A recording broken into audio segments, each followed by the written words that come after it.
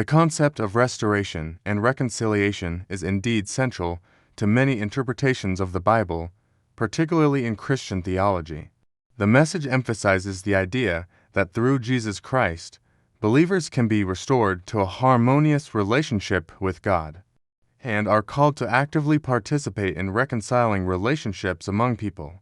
In Christian doctrine, the idea of restoration stems from the belief in humanity's fall from grace due to sin, as depicted in the story of Adam and Eve in the book of Genesis.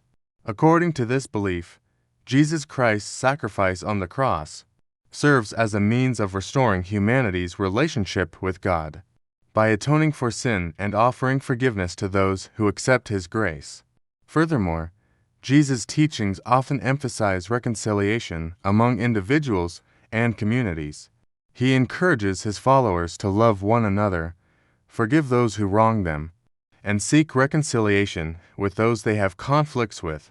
This message is exemplified in passages such as Matthew chapter 5 verse 23 to 24, where Jesus instructs His disciples to reconcile with others before offering gifts at the altar, and in Matthew chapter 18 to 1 verse 5 to 17, where He outlines a process for resolving conflicts within the community of believers.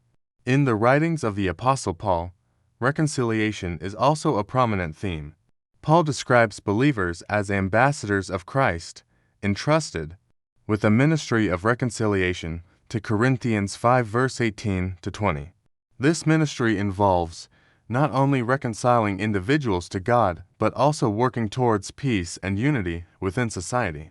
Overall, the message of restoration and reconciliation in the Bible underscores the importance of forgiveness, love, and peacemaking in both spiritual and earthly relationships. It calls believers to embody these principles in their interactions with others, and to actively work towards healing divisions and fostering unity in the world.